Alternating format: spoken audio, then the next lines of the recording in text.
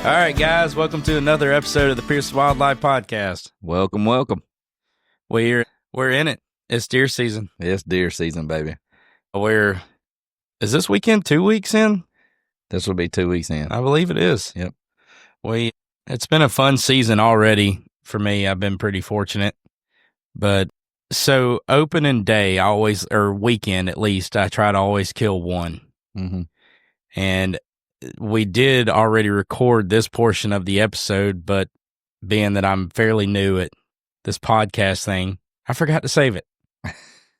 So we're going to tell it again. So we're going to do it again. We're going to do it all over again. Practice makes perfect, right? I'm telling you. So opening day of deer season, Flint had a football game. Forrest had 2 baseball games. And then Georgia was playing at Tennessee. And to give you a time frame, Georgia and Tennessee starts at 3:30. Flint's football game is at 12.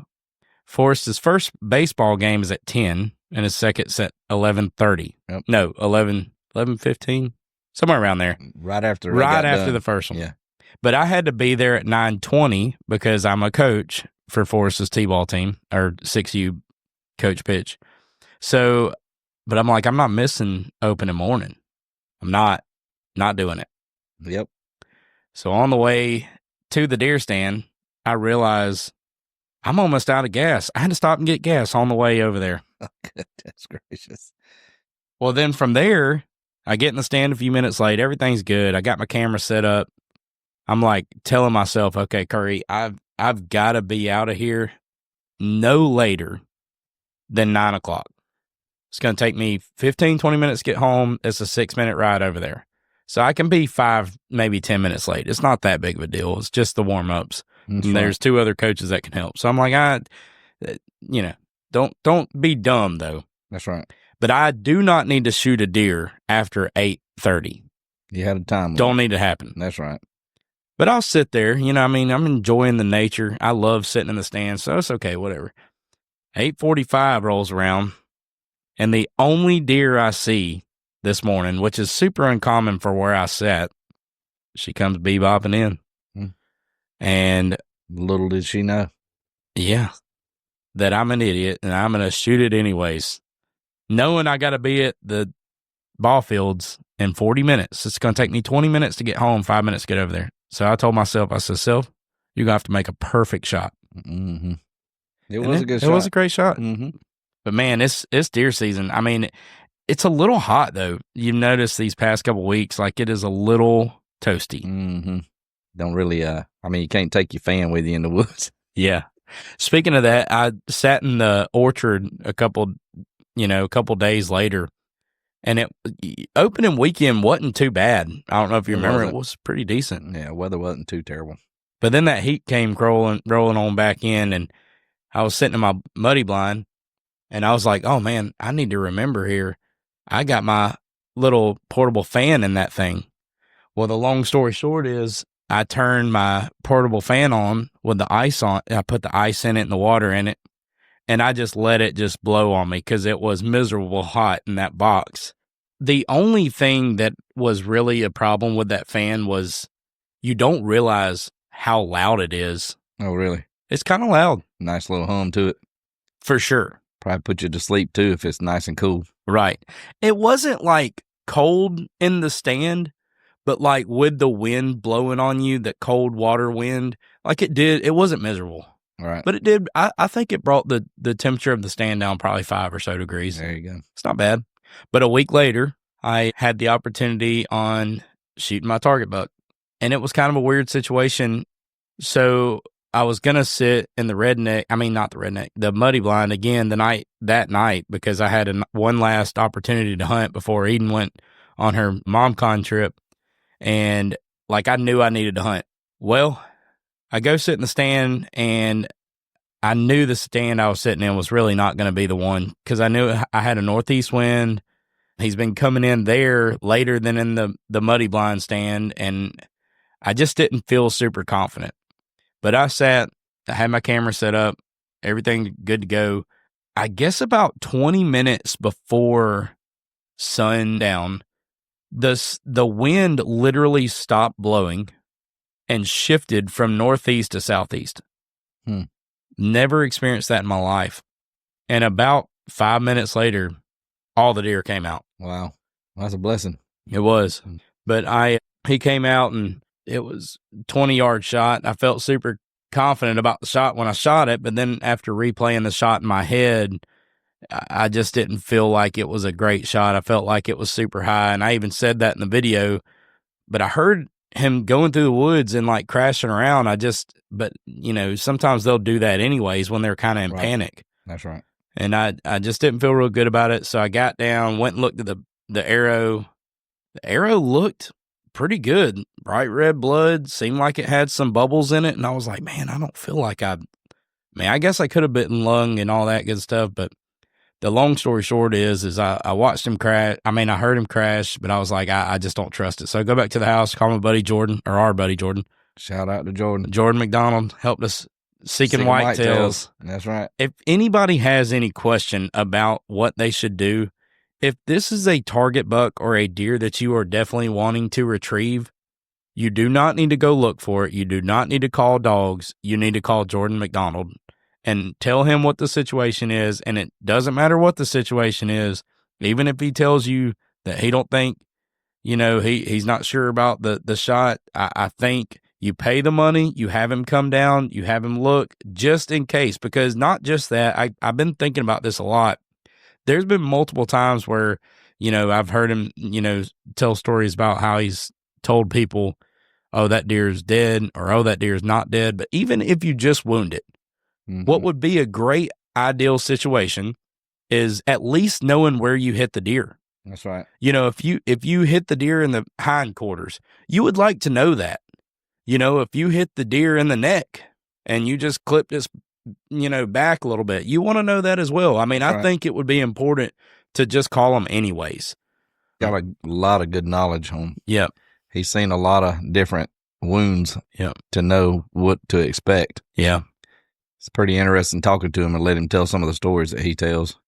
What the blood looks like, what the color of it looks like, what you see. He's real good at knowing about where the wound is.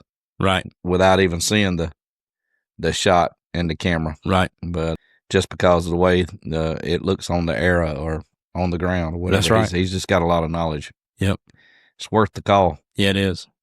So I get the chip out of the car, out of the camera, because I filmed the whole hunt, and which I will be posting this on YouTube as this episode is released. So y'all make sure to go watch that video. It's only about 6 minutes long. But as we're watching the shot, me and Jordan are looking at each other like, I don't think I killed this deer. Like, I feel like I backstrapped this deer. That's how high the camera angle made the arrow look like it inserted the deer.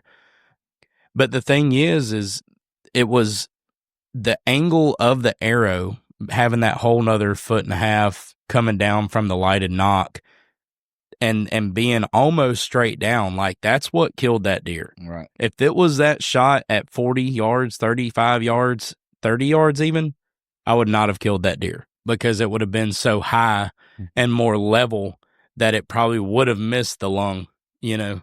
But anyways, the long story short is I did not feel confident. And then as I was talking to Jordan, we just felt that it wasn't good.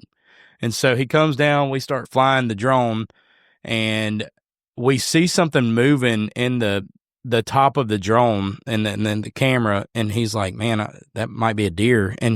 But he didn't really follow it, because obviously that's probably not the deer I'm going to be that I'd shot. Right. But then he starts looking further, and the deer's dead.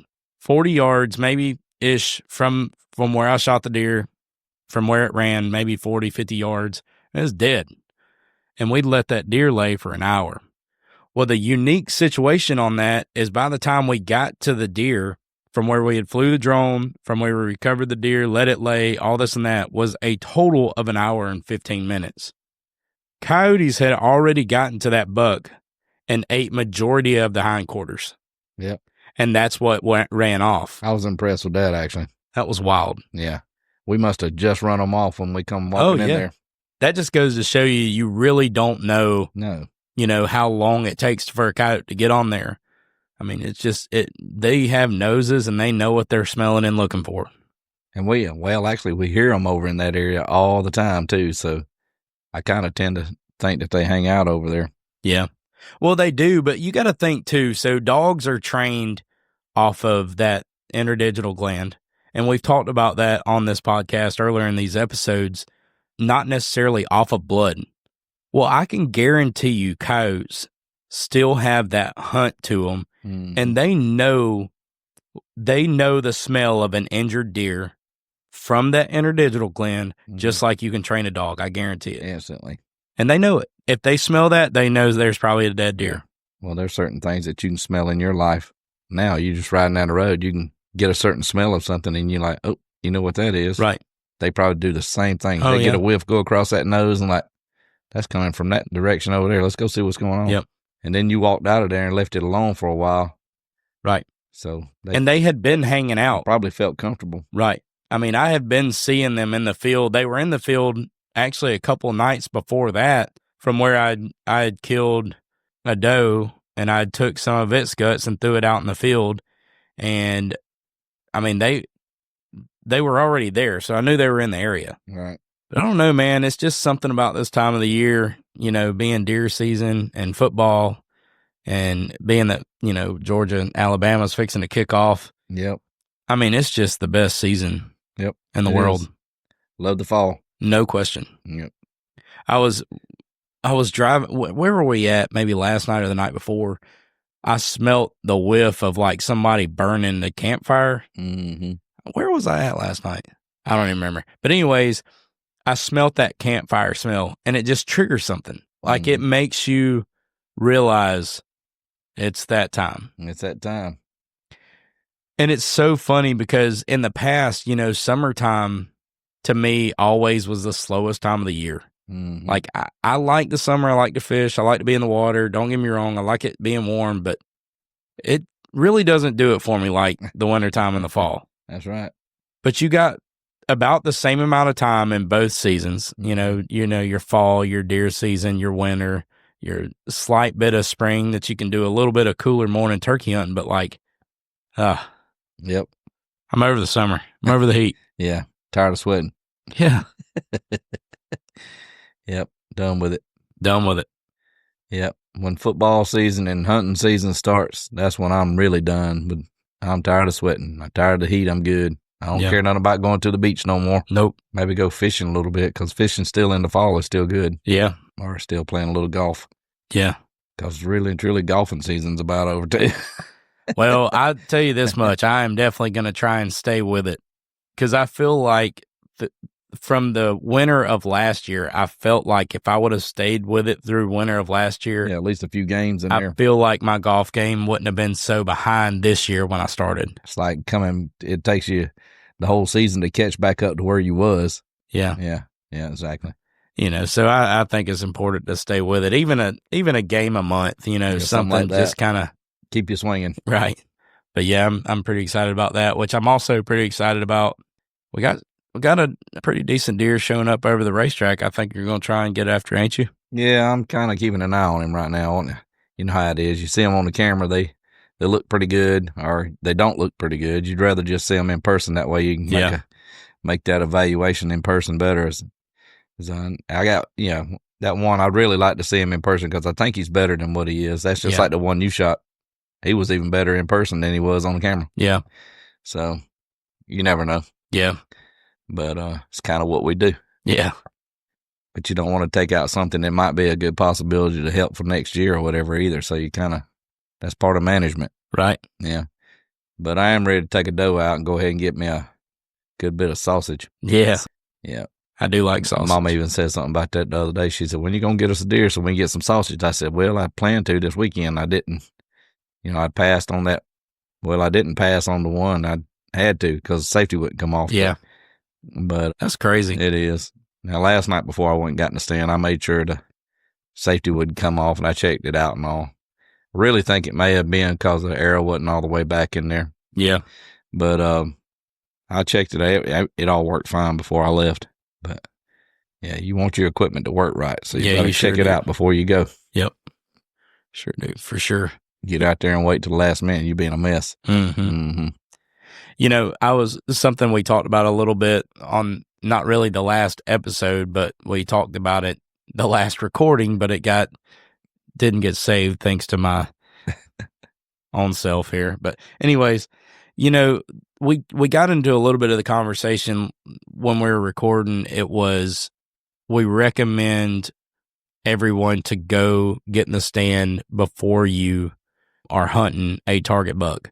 Your first, when I talk about, I always go sit in the stand, opening weekend, opening day. The main reason for that is you got to go out there. We talked a second about the golf where we took that break. Like when you take a break from something for a while, you forget the little things that you normally do. That's right. Just like with golf, like you might forget that you put your, 3-iron at this distance in between your feet, and that same goes for deer hunting. Like I know opening morning, like I forgot my thermocell. Yep. Didn't even think about it. Yep. But now if I wouldn't have had that thermocell that night, that buck would have showed up. I was getting eat up by no-see-ums with it. That was terrible. And so you got to think, like, if them no-see-ums are eating you up and you forgot your thermocell, you're probably going to be moving them hands a little bit or trying to move that face a little bit. And unfortunately, that's going to blow a deer. Yeah. Yeah. Mosquitoes are rough. Yeah. And it's the little stuff like, when you put your bow on the rest, you might not remember that you normally take your arrow quiver off and you sit it over here. You might leave it on there. Or you sling. Right. Yeah. Whatever the situation may be. I mean, it's just very important for you guys, if you are hunting a big deer, always make sure that you take 1 week or weekend out of the year, early season, and just go sit in the stand. You could even call it a practice hunt. Yep. Just a practice hunt. Get ready for the real deal. Yeah, you want to get out there. All that stuff comes as soon as you sit down. It starts. It's like riding a bike. It comes back to you. It's just you got to ride the bike. That's right. That's exactly right. Yep. I mean, it's so funny. Like I forgot when I sat in the deer stand open in the morning, I'd been sitting there for probably 30, 40 minutes, sorry, I glitched there. I was sitting there probably 30 or 40 minutes and realized I didn't have face paint on or a face mask. Yeah. Well, unfortunately, you got to have that when you're sitting out in the open. When you're sitting in the open and you need it. So it's just little stuff. So you guys, if you're about to hunt a big deer, you got one that you're hunting, obviously by this point, you probably already been in the woods a couple times and you're realizing what we're saying is probably already true. But, if you haven't, and you're getting ready for rifle season or you're getting ready for early, youth or whatever, taking your kids hunting, go sit with them once or twice before. That's right. Go get that practice hunt in. Go see what you're doing and what your next steps are.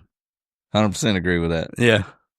But yeah, I don't know. That opening weekend and the second week, man, has just really geared me up. And I'm so excited for Texas this year. That's going to be a really fun hunt, especially seeing as Zach's going with us this year. That's going to be awesome. That's going to be nice. And then it's a new place from where we went last year. The place last year, it was good, man. I really enjoyed that. I enjoyed the camaraderie, the hunt, the dinner, the food, all of the above. But I'm pretty excited about trying somewhere new, just because I do feel like there was a lot of like background stuff, and that last place we went to, like one deer that I was really, man, I thought he was it.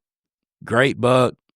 Great rack, like 170, 172, but the dude told me he was too young. And I'm like, I don't know, man. Like, I know you've been doing this a long time, but I have too. And that deer looks plenty over 4.5, 5.5. Yeah. And you're telling me he's only a 3.5-year-old deer. I'm like, I don't know about this. Yeah. But I'm pretty excited about got a tag on him or something. You're right. Yeah, I know. Like, you got to What's his birthday? Is it branded on his quarter? I just don't see it. Exactly. I know. But I do enjoy that Texas hunting, man. That's fun stuff. That's a whole different ball game. And those deer out there are just big, massive. I mean, just even the smaller deers out there are just huge. Yep. But I'm excited about that for sure. Me too. Looking forward to it. Yep. And then obviously getting the opportunity to go hunt Kansas in a couple of months. I'm really excited about that as well. Yeah, that'll be nice. We did go see Jeff Foxworthy the other night. Man. That was fun. He's still funny. He's so funny. He is funny, dude. He just told like a bunch of like there was nothing that he said that like you couldn't laugh at. Right. I just don't understand how people are that funny. Yep. I don't get it. I can't do it. I'm not funny. Yeah. Flint told me one. It was a few minutes ago. It was pretty funny, I thought. He said, "Do you know that you can go skydiving without a parachute, but only one time?" Yeah, he's right. He is 100% correct. He's got that punniness to him, like his other granddad. Yeah, that's right. He just makes up things, and it's that was generally funny. Yeah, it's generally funny. He's just, I love it. Natural ability. So when we got through with that Jeff Foxworthy deal, I kind of rushed my way over to him to kind of talk to him because he went hunting with my best friend Brian, who I've mentioned in this show multiple times. But so I got to go up to him and tell him, my best friend's Brian, Justin and all them from Woodbury. He was like, "Oh yeah, I know all them guys. That's cool. You're buddies with them." I was like, "Yeah." And it's so it was kind of cool to, I didn't get to go hunt with them like they did, but it's still kind of cool to be able to relate with Jeff Foxworthy. Right. That was really cool. Yep. I don't know, man. But yes, it's hunting season. Yep. It's here. Woohoo. I'm ready. I'd be sitting in the stand tonight if it wasn't for this Georgia-Alabama game. I know. Which we might have to cut this thing off a little early here. Yeah. We got about 6 minutes left, but we're going to probably go ahead and that's fine. Call it off. That's fine. We got to pull the prime rib off. Got to watch the ending of a couple of the football games. That's right. We'll go get one tomorrow night. Gonna be a good evening, I think so. Yeah, we'll go sit tomorrow night. That's right. Might get out here on the back porch and take my crossbow out here. One might walk up while we're sitting out here eating some of that prime rib. Yeah, I know. You ain't even joking. I was just looking at that prime rib. That thing is looking and smelling good. I could smell it. And all you do is salt and pepper. That's all I do on mine. And cook it slowly. Yep. Yeah, it is going to be good. G's going to bring that homemade horseradish. Ooh-wee. That's going to be some good stuff. Man, I'm telling you. I did get some little slider buns, so if we wanted to do like little sliders with the prime rib and put some horseradish on it. That'd be good too. That'd be really good. Mm-hmm. Which I did look, and I don't even know where this came from. Actually, it don't even really matter. I was just going to say, there's people that do the same kind of thing with like quarters with the hind quarters on deer.